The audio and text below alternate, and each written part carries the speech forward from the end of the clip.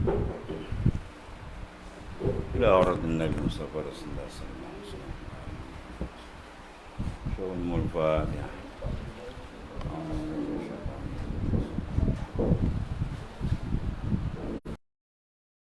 إياك نعبد وإياك نستعين غير المغضوب عليهم.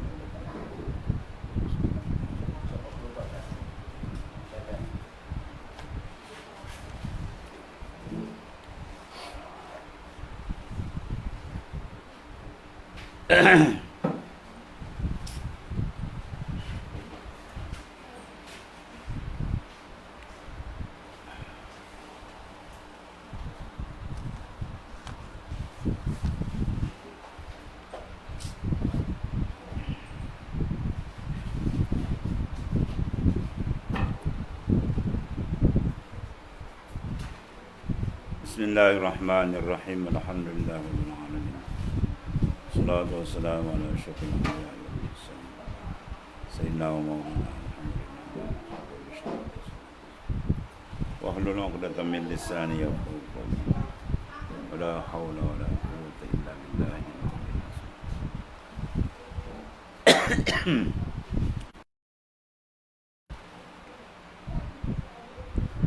Syahadan, jikalau ada engkau memelihara diri engkau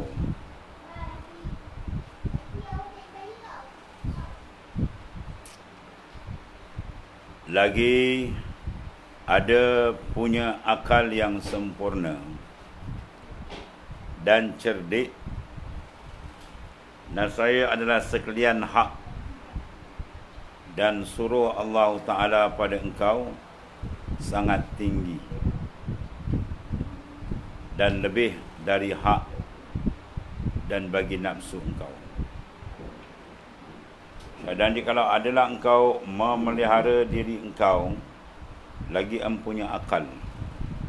Kalau orang tu berakal dan orang yang benar-benar sayang akan diri dia,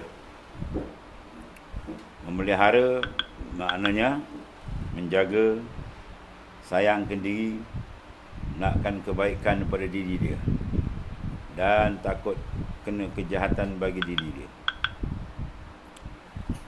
Dan dia termasuk orang yang cerdik, orang yang pintar. Jawab dia, nasaya adalah sekalian hak Allah Ta'ala pada engkau sangat tinggi. Maknanya mereka menjunjung perintah Allah Ta'ala, mereka meninggikan segala suruhan Allah Ta'ala, atau meletakkan arahan Tuhan di depan. Itu tanda orang tu orang yang cerdik, orang yang sayang dan memelihara diri dia. Kalau sekiranya perintah Allah SWT tidak sedemikian, tidak dijaga, bahkan tidak diamat-amati, tidak dirasakan tinggi dan besar, orang itu bukan orang yang berakal. Sebab itu dalam mengukur manusia itu berakal atau tidak, cerdik ataupun sebaliknya, pintar ataupun sebaliknya, Rasulullah SAW menyebut dalam hadis, abna Adam ati' rabbak fatusamma aqilan wala ta'sihi fatusamma jahilan. Hai anak Adam, ati' rabbak, silalah kamu taat akan perintah Tuhan kamu. Saya kamu dipanggil orang yang cerdik dan pintar. Wala ta'sihi, jangan kamu derhaka akan Allah Ta'ala. Waktu sama jahilan, maka dinamakan kamu orang yang jahil, orang yang tidak berakal, yang bodoh, iaitu mereka tidak mentaati perintah Tuhan. Bila perintah Tuhan tidak ditaati, dia mendapat murka dari Allah dan ada balasan yang buruk, yang disediakan azab yang besar di akhirat kelak. Jadi ukuran manusia itu cerdik atau tidak ialah ukuran yang dibuat oleh Rasulullah sallallahu alaihi wasallam. Dia taat, dia cerdik. Dia derhaka, dia bodoh. Sebab apa dia taat? Maknanya dia memilih untuk menerima kenikmatan, kebahagiaan, keselesaan bagi diri dia sebaliknya dia mendedahkan diri dia kepada murka Allah Subhanahu wa taala.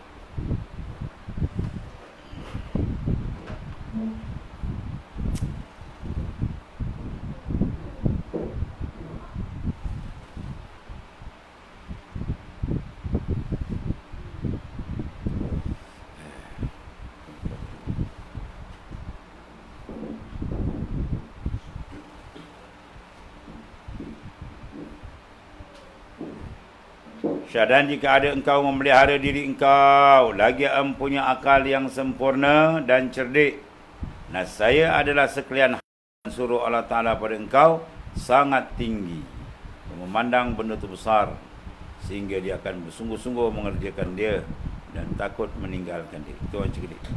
Dan lebih daripada hak bagi nafsu kamu. Mana bila bertembung kendak nafsu dia dengan perintah Tuhan, dia akan buang kendak nafsu dia. Dia akan menjaga dan melaksanakan tuntutan Allah SWT. Itu orang yang cerdik. Adapun orang yang bodoh, dia memilih sebaliknya. Kendak nafsu dia yang diikut, kendak nafsu dia yang diutamakan, ya, sehingga dia membelakangkan perintah Allah Ta'ala. Maka dia menempuh jalan yang membawa kecelakaan kepada dia. Dia mendapat murka Allah Ta'ala, disediakan bagi mereka azab yang maha dahsyat. Itu ukuran dia. Kerana tiada membawa ia melainkan kepada yang tidak disukai, ya, redha Allah Ta'ala. Tiadalah ada lihat atas asrar melainkan orang yang kepercayaan dan kasih dan turut kendak nafsu engkau daripada banyak makan, banyak minum hingga penuh Baitul Khala. Baitul Khala, jamban. Jamban penuh dengan tai dia. Kejap pergi berak, kejap pergi berak. Ya, satu hari 3-4 kali masuk jamban. Orang saleh, pergi mari dia menunaikan perintah Allah Subhanahu wa taala. Adapun orang yang sebaliknya, kerja dia tadi adalah, ya, untuk makan, makan walau tak ada makan. Habis.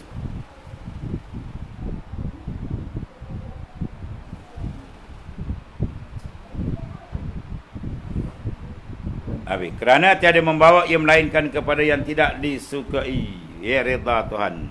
Maka tiadalah ada lihat atas asrar, maka tidaklah ada lihat atas asrar melainkan orang yang kepercayaan. Ya, mana orang yang terbukakan asrar, sir-sir dibukakan, melainkan orang tu orang yang menjadi kepercayaan Allah Subhanahu Wa Taala. Kalau dia bukan orang kepercayaan, perintah Tuhan dia khianat, Tuhan suruh dia tak buat, itu bukan kepercayaan. Kita akan terbuka asrar, dia tertutup, dia terhijab. Dia kenal alam luar. Rahsia-rahsia lain banyak dibukakan kepada orang, dan Tuhan pilih dia tak dapat. Sebab apa? Dia khianat. Apa khianat? Perintah Tuhan dia tak buat. Perintah Tuhan tidak dibesarkan. Perintah Tuhan tidak diamat-amati. Dia main sambil lewa dia. Maka dia tak akan dapat akan asrar. Waktu dia dapat asrar, mesti buat kerja besar. Apa kerja besar dia? Dia kena bersihkan dalaman dia, bersihkan hati dia, bersihkan rohani dia.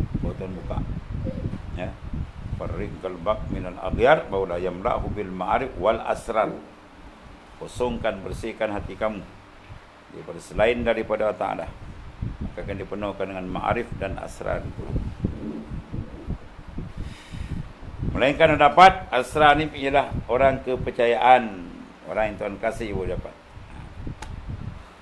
Riwayat ni carilah jalan untuk mendapat kasih sayang Tuhan.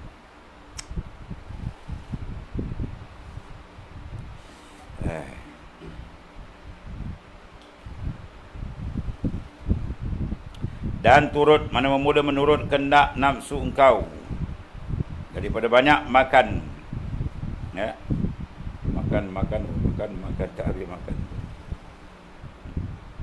Sayyidina Umar makan 2 lauk dengan tegur.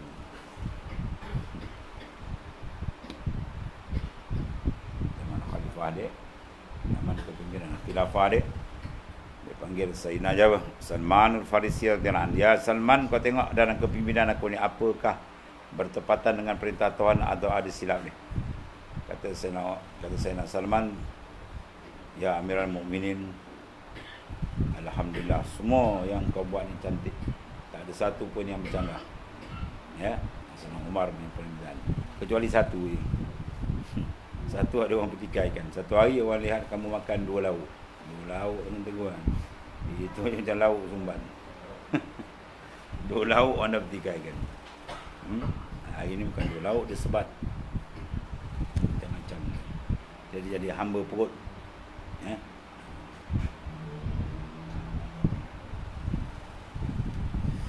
Dapat kelebihan besar kena kuah makan lah. Iza aqallur rajul al-tu'mah muli'a jawfuhu nuran. Bila seorang sedikitkan makan, maka Tuhan penuhkan batin hati dengan nur. Itu. Kalau nak bercair hati kita, makan sekadar saja. Makan ketika lapar, berhenti sebelum kenyang. Ini makan mengikut selera, ya. Tadi tak kira kenyang sebab ini.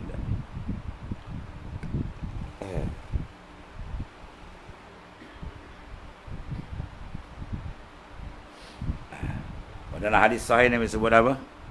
Al-mu'min ya'kulu fi ma'yin wahid wal kafir ya'kulu fi sab'ati am'a'in hasba bani Adam luqaimatun yukimna sulbah wa in kana wala muddah fasulusu li ta'am fasulusu li syarab fasulusu li nafas.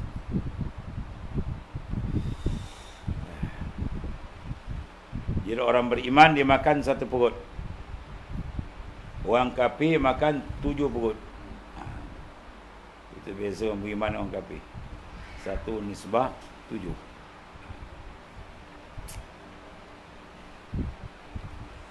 Jadi sama-sama kata hasba bani Adam lukaimatun nukimna sulbah. Madalah anak Adam itu beberapa suap saja. Dia makan tu beberapa suap je. Yukimna sulbah yang menjadi sebab memberi kesihatan, mendirikan tulang belakang dia. Mana untuk sihat. Cukup. Ini makan untuk kesihatan dah dapat. Dia tutur lagi. Orang makan tak ada kesukatan.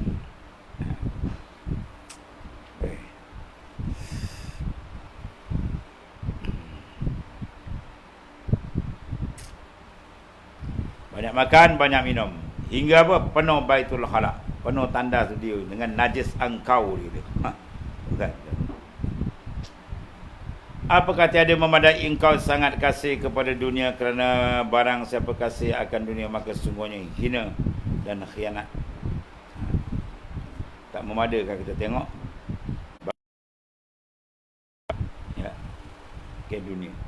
Tengok dalam lokap yang kena tahan, yang kena penjara, yang kena hukuman bunuh, macam-macam. Kira apa tu? Dunia. Cepat kaya, merompak, tipu orang, rasuah. Itu semua kena nafsu. Ya.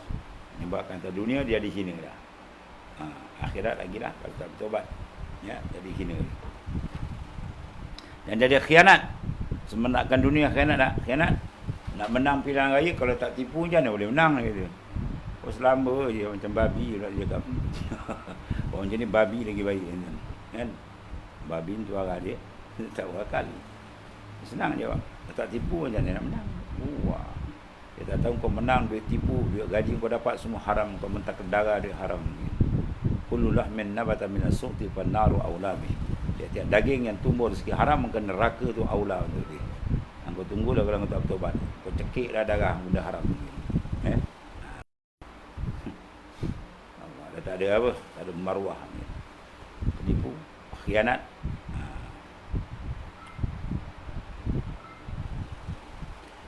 Habis.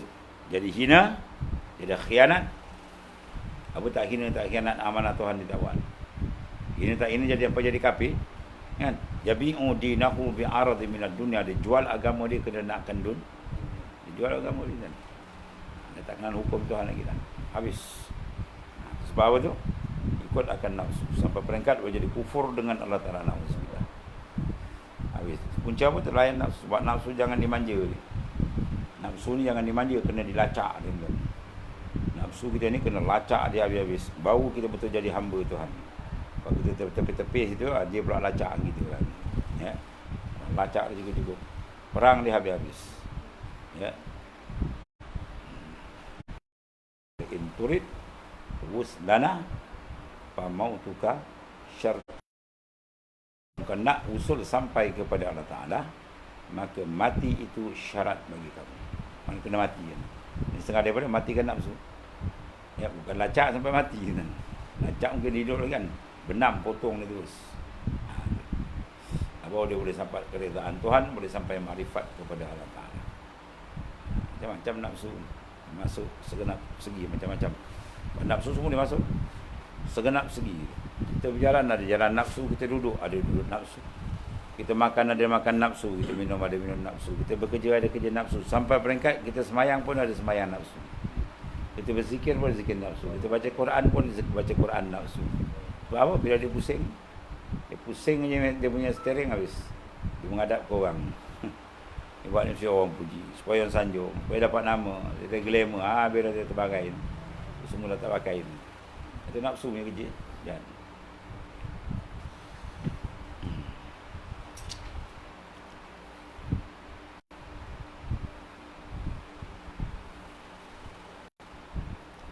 Maka adakah tidak memadai engkau satu kasih, ya, akan sangat kasih kepada dunia, kerana bahawasanya kasih akan dunia sungguhnya hina dan khianat. Dia akan jadi orang hina dan dia akan jadi pengkhianat bagi Allah Ta'ala.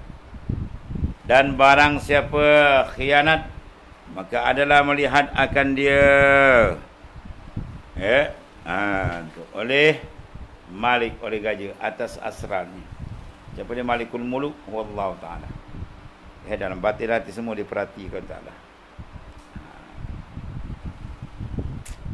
Benda-benda yang nak dihidup dalam pandangan sentiasa kita sedar Allah.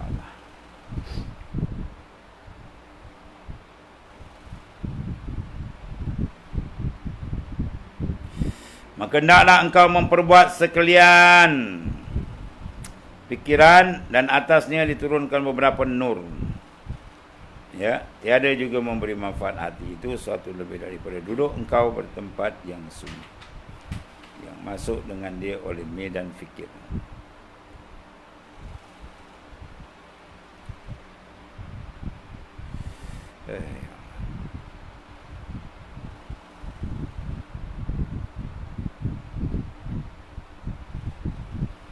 Maka hendaklah engkau memperbuat sekalian fikiran. Makna jalankan pemikiran kita. Apa nak buat, kena fikir. Jangan buat satu perkara tanpa berfikir resiko di akhirat. Dosa. Sebab Nabi dia suruh, sa'arata antaf ala amran fatadabbar akibata fa in kana khairan famdi wa in kana syarran fantahi. Bila kamu nak buat satu kerja, buat satu tindakan, satu program, satu perancangan, satu pelaksanaan kita nak buat, fatadabbar akibata. Sila perhati balik kesan di akhirat je.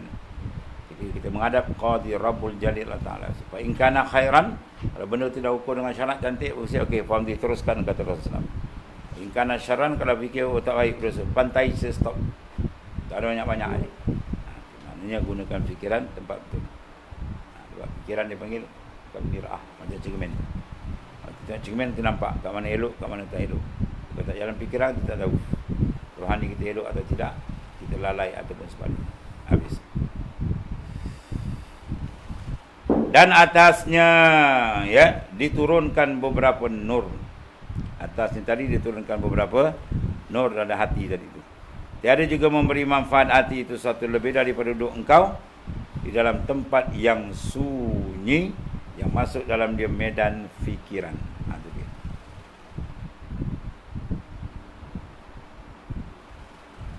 Jadi mana untuk manfaat mendidik hati kita awal tadi?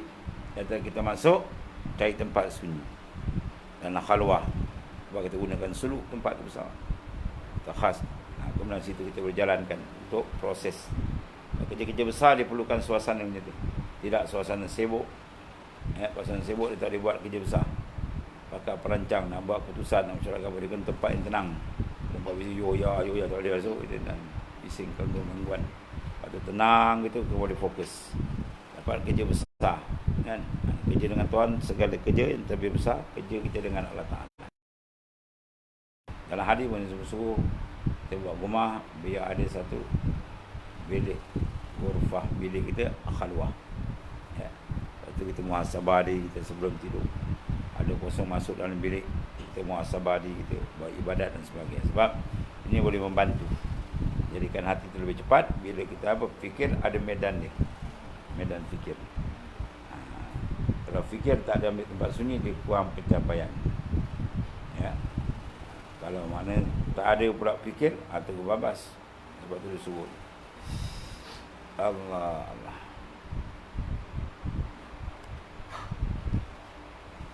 Betapa juga dapat bercahaya hati.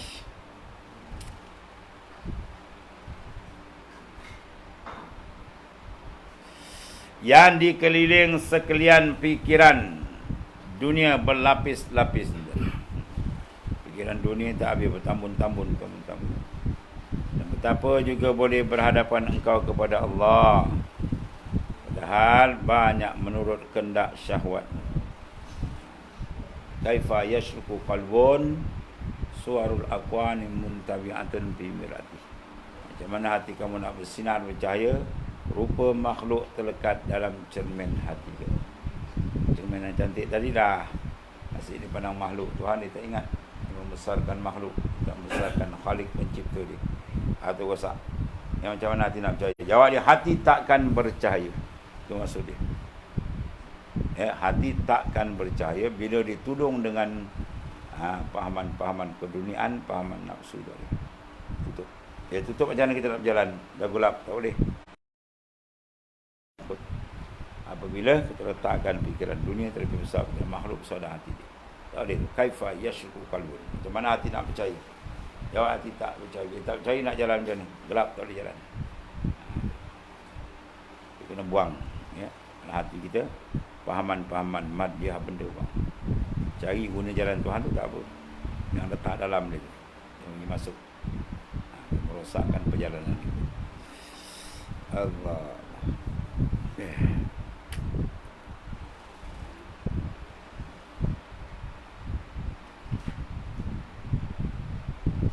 Kemudian betapa juga boleh berhadap kepada Allah Ta'ala, padahal banyak menurut atas kehendak syahwat, ya. Nafsu syahwat kita dulu kan tak boleh berhadap. Kaifa yarhalu ilallah wa huwa mukabbalun bisyahwati. Macam mana kamu nak berjalan ke Tuhan? Wa huwa mukabbalun ay muqayyadun. Kamu ditambat, orang tambat boleh jalan ke?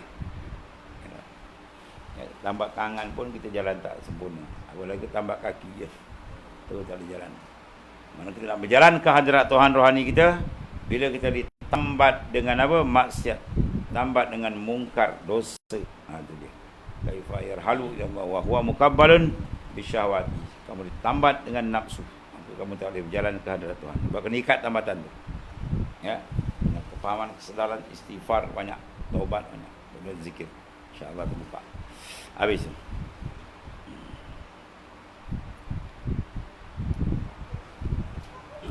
Dan ketiga, betapa juga hendak engkau tamak baru masuk ke hadrat Allah. Kita dah belajar, dah mengaji, dah tahu hadrat Tuhani, hadratul qudsi, hadratul ilahi memang tinggi, kan? Soalan macam mana kau nak masuk hadrat Ta'ala, padahal tiada suci daripada janabah kelalaian. Ya, kita masih lalai. Bukan dengan orang yang berjunub. Maka bila orang berjunub, dia tidak boleh dan tidak dibenarkan duduk dalam masjid qadar tumakninah boleh. Dia boleh melintas dia cepat.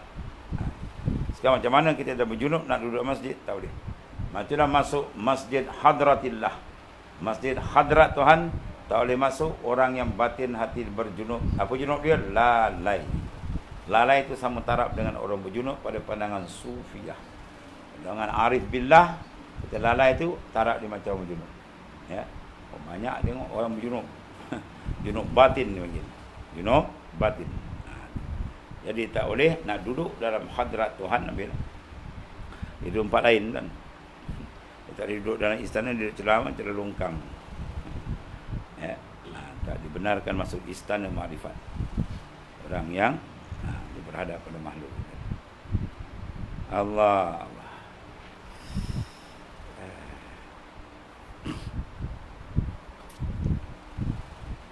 Dan satu lagi, betapa juga mengharap bahawa faham akan halus daripada asrar, iaitu tiada taubat daripada sekalian yang kotor.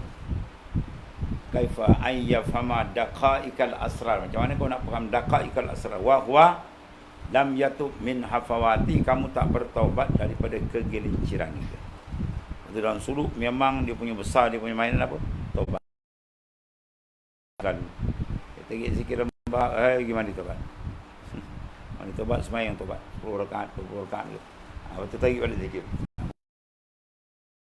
Ikat kita apa? Maksiat. Bila maksiat kita kerat dia dengan pisau taubat habis. Bila barang ikatan telah putus, berjalan dia kan. Pergi kat BRT, pegau, enjin kuat tapi tak jalan. Sebab apa? Tali tak buka. Tali tak buka. Buka tali boleh pergi. Itu tali ikatan kita dengan makhluk, dengan dunia apa buka-buka. Boleh berjalan. Ini nak buat kerja Tuhan kan, dunia dah ikat. Aku ni, kerja ni, aku ni habis. Bukan dia seorang je. Kerja orang lain lagi sibuk kerja. Apa kerja sibuk sangat kita? Nabi Sulaiman dunia ditadbir. Nabi Sulaiman bukan wakil rakyat, bukan menteri besar, bukan Perdana Menteri, dunia. Dunia ditadbir dalam keadaan dia tak derhaka kepada Allah. Dia boleh buat perintah Tuhan. Dia boleh ibadat kepada Allah. Jadi tak boleh kita nak tahu. So akhirnya kata, ya Allah, saya tak boleh tahan sebab apa, saya sibuk lah kan. Setadbir negara kan negara Nabi Sulaiman dunia. Ya, tidak menghalang dia daripada menjadi hamba kepada Allah Ta'ala. Apa nak jawab? Tak ada boleh jawab kan? Sebab Allah Ta'ala tak zalim. Semua benda yang disuruh adalah benda yang boleh dibuat. Tuhan tak suruh benda yang tidak dibuat. Tuhan Maha Suci daripada sifat kekurangan dan kezaliman. Allah.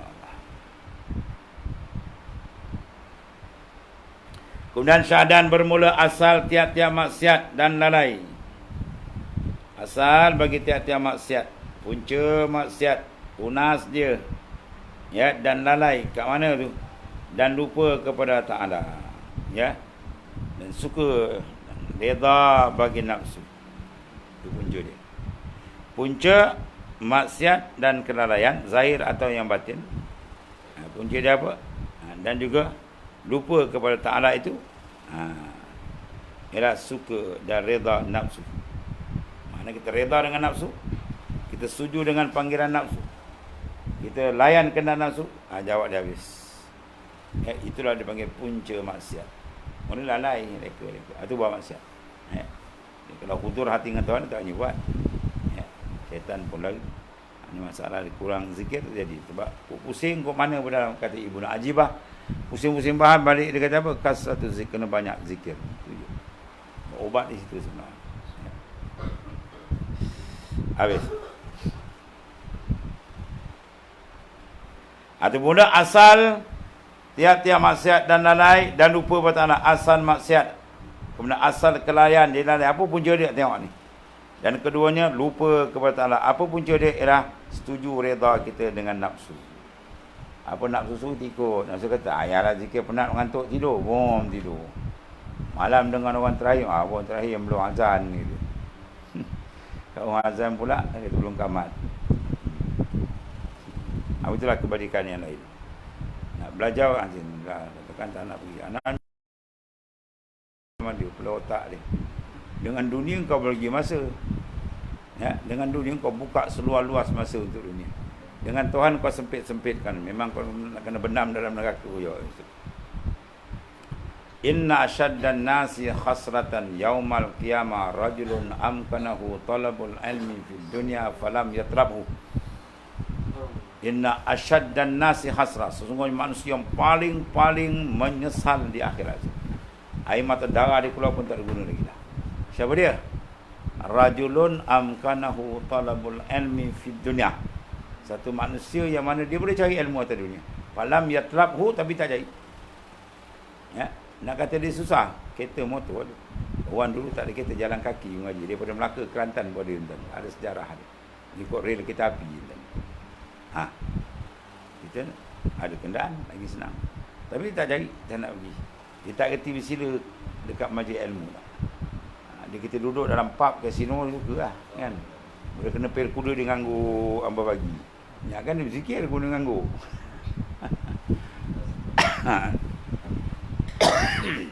Jadi jangan kita tak ada masa dengan Allah. Besok akhirat Tuhan pun tak ada masa, tak layan gitu kan. Ya. Kena beri masa kita untuk jalan Allah, untuk berdekat dengan Tuhan. Kena beri tenaga kita untuk jalan dia. Dan kena beri buah fikiran ke jalan dia. Mana sentiasa ingat dia. Itu dia suruh. Kalau kita buah fikiran pergi tempat lain, masa guna tempat lain, tenaga pergi guna tempat lain boleh. Ya. Saya ni buat penat, saya kerja sebab malam ni nak pergi kelas pun payah, nak pergi main Jumaat, kat rumah je lah. Orang ni pergi penampau. Dengan dunia kau sanggup berjerumus, kau sanggup, kau penat. Patut kau kena fikir, aku dengan dunia macam ni penat, sedangkan dunia beberapa hari je. Akhirat kekal, aku buat akhirat macam ni je. Patut tukar kerja dunia macam tu, kerja akhirat macam ni. Ya. Lepas tu beramallah kamu untuk dunia kamu, sekadar mana kamu nak lama. Beramal untuk kamu akhirat, sekadar lama akhirat. Akhirat anjab kekal selama-lama. Kalau benda kekal yang besar ni, patutnya kita beri tumpuan. Lebih banyak mereka dah terbalik. Benda sementara dia kejauh, yang besar ni dia buat main-main aja. Ya. Dia buat tak kenal. Ini semua punca-punca jadi rosak. Siapa yang layan dia jadi itu? Nafsu. Nafsu dah akal ke ni. Habis. Allah. Mula-mula asal tiap-tiap taat pula. Tadi asal tiap-tiap maksiat. Punca asal tiap-tiap maksiat lalai. Ikut nafsu. Kadang punca taat apa? Ialah ingat. Zikir kena banyak. Ada dia. Mau ke mana pun kita banyak zikir. Quran pun sebut zikran kasira, zikir yang banyak. Habis. Ya Allah. Mula asal tiap-tiap taat dan ingat. Ya qaza, jaga, sedar, tak pernah kena tipu maknanya. Ialah memeliharakan sekalian yang haram itu. Ialah apa? Tiada suka dan tiada redha akan nafsu saja. Jangan kita beri nafsu kita seronok. Jangan kita beri nafsu kita redha dengan dia. Kita redha dengan dia memang dia herit, dia terbalik kita ni. Melawan. Jadi nafsu dan syahwat. Jangan engkau berpaling daripada dunia kepada dunia. Maka adalah engkau itu, demikian tu adalah engkau seperti binatang himar yang mengisar gandum. Jangan kita berpaling kepada dunia. Nampak dia macam zuhud ni kan, pakai lebih kurang, buruk-buruk, tapi dalam ada dunia dalam. Tapi dia seorang puji. Nampak dia macam tinggal dunia, tapi dia balik kepada dunia. Apa dunia? Sekurang puji. Yang kata dia wali, kan? Rupa wali nikah ya. Macam-macam lah. Yang suruh tangan masuk dia tiup macam-macam, tangan bercahaya. Rupa dia suruh api. Menipu orang buat patut lah kan. Malu je. Wali dia tak mengaku dia wali. Dia tutup dia. Di mana dia keluar daripada dunia? Untuk dunia balik. Untuk apa? Dapat kemasyhuran. Semua tak pakai. Itu macam himar mengisar gandum. Pusing dipanggil situ balik. Ya.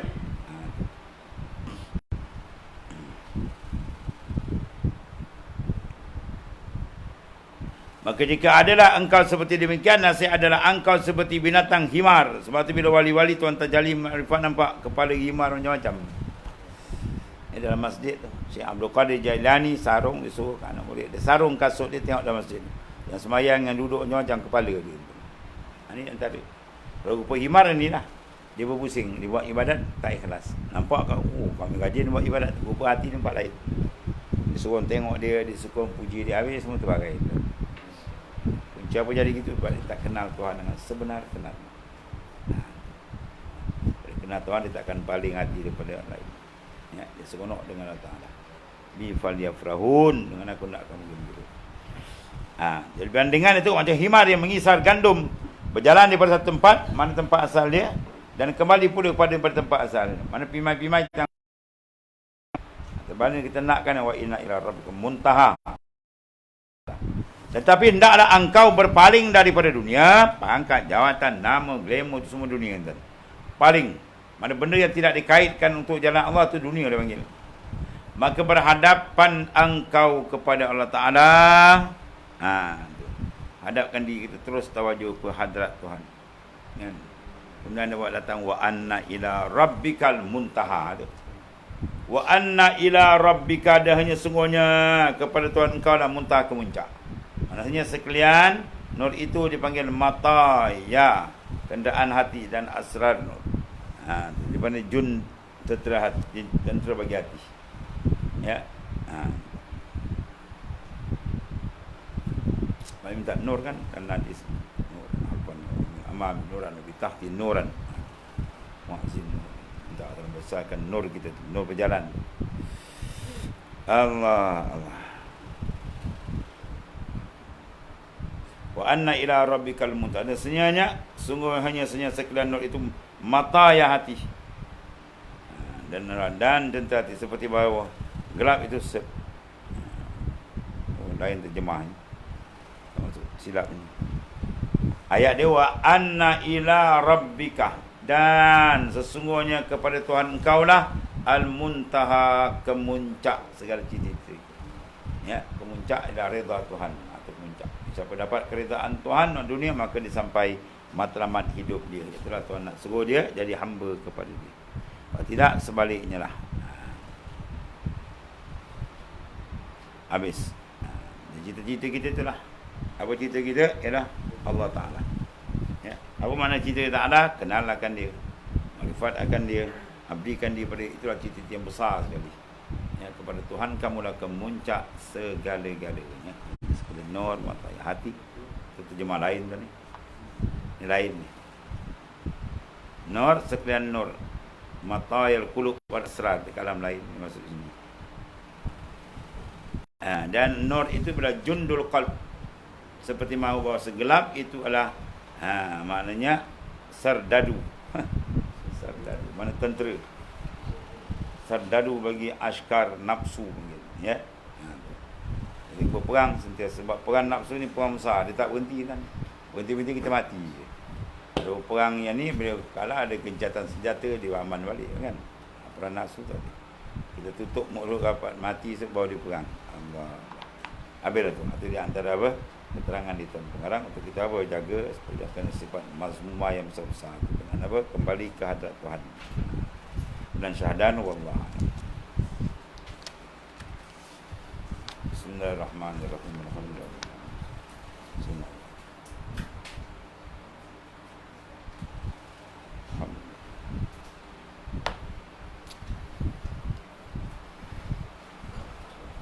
Ya Allah.